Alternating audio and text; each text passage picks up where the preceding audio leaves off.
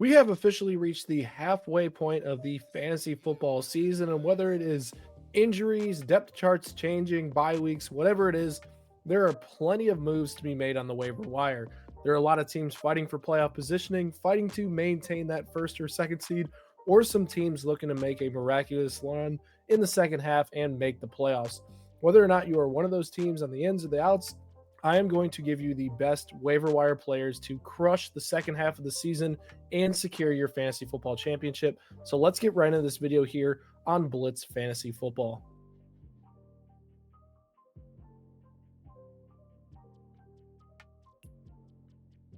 What's going on, everybody? I'm Blitz Link, and I'm going to be taking you through the Week 9 waiver wire guide, and we're going to start it off with the guy that will be taking over for the legend Cam Scattaboo. It is Tyrone Tracy Jr., the guy who started for them last year and started to open the season for the New York Giants. Tracy is rostered in under 50% of leagues right now, and he took 28 of the Giants' final 36 snaps here in Week 8, finishing with 10 carries for 39 yards. He also caught 2 passes for 14 yards, immediately stepping into a full-time role. Devin Singletary, who is the running back 3 on this roster, slots in as the RB2, but it's not going to be a 50-50 split. It will most likely be Tyrone Tracy taking a significant amount of these backfield snaps. I expect it to be close to that 70% threshold, and we've seen this offense thrive with Jackson Dart at the quarterback position, whether that is Wan'Dale Robinson having a significant contribution in the passing game in fantasy football, Cam Scattaboo having some monster weeks, Theo Johnson finding the end zone. The rest of the season outlook for Tyrone Tracy Jr. is strong, and he is clearly the number one waiver wire priority this week. Should be a consistent RB2 for a lot of teams that could need a running back here to close the second half of the year. And I wouldn't mind throwing a ton of fab on this guy, like 50 to 75% of the fab. Go get yourself Tyrone Tracy Jr., a guy who's going to be starting the rest of the season with a rushing quarterback in Jackson Dart, which will ultimately improve his efficiency when the matchups start to ease up here in the next few weeks. So Tyrone Tracy Jr., clearly the waiver wire claim number one this week. Kyle Monangai is my second waiver claim that I want to be snagging. He's still only rostered in 39% of leagues, and in back-to-back weeks, he has clearly been the 1A, 1B type rotation for the Chicago Bears that we used to see with Ben Johnson in the Detroit Lions.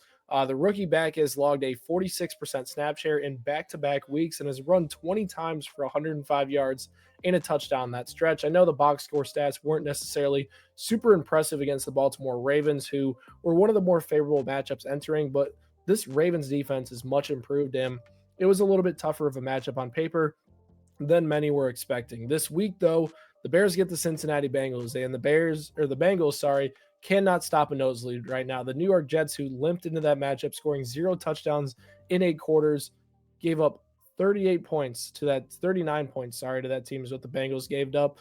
And the Jets had Breece Hall run for 130 yards. Isaiah Davis had 70 rushing yards. They had one for over 220 yards as a team total on the ground. Cincinnati's defense is a matchup that I love targeting right now. And Kyle Monangai operating on them early downs, them third downs, goal line work. He is getting all the valuable touches that you want to see.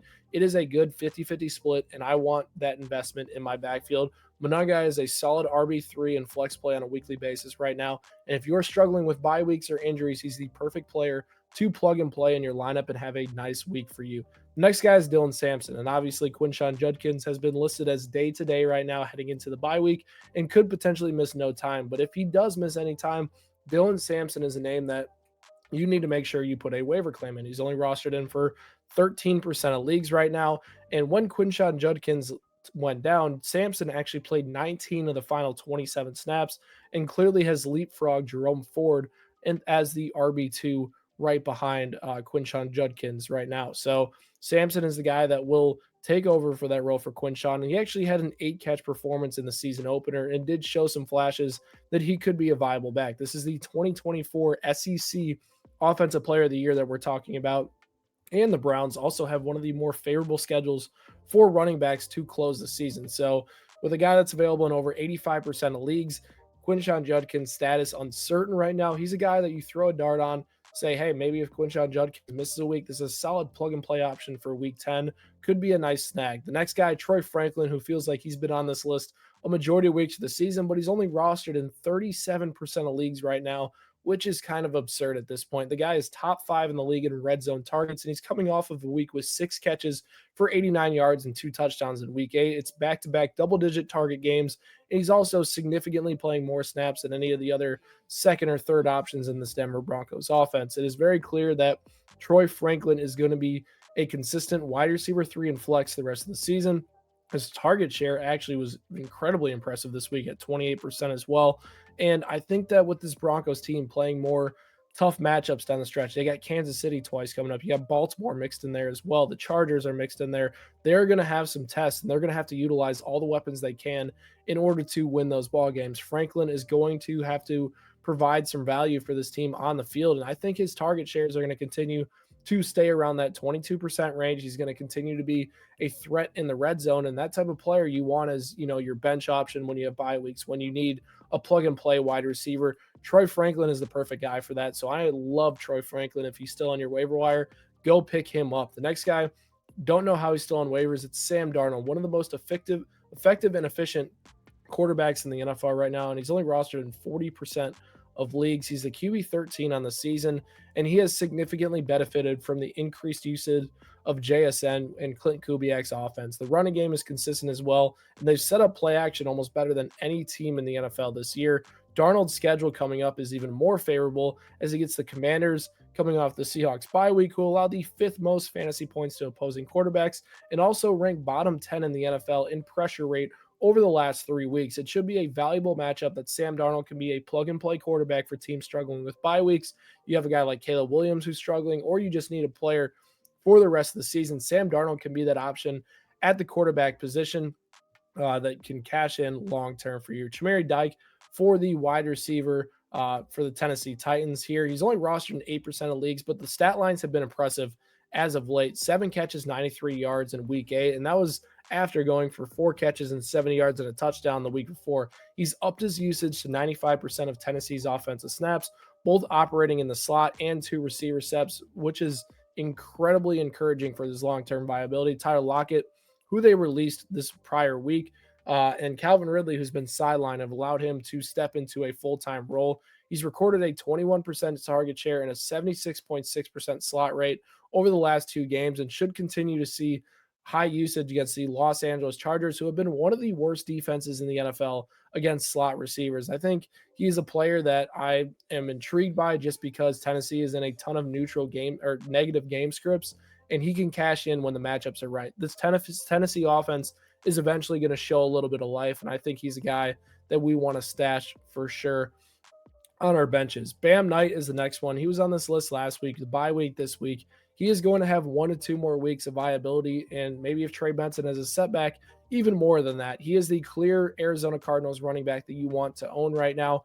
Over his last 2 weeks that he played, he handled 12-plus touches per game and has scored double-digit fantasy points in back-to-back games. In Week 7, he had 14 carries for 57 yards and caught 3 passes for 7 yards.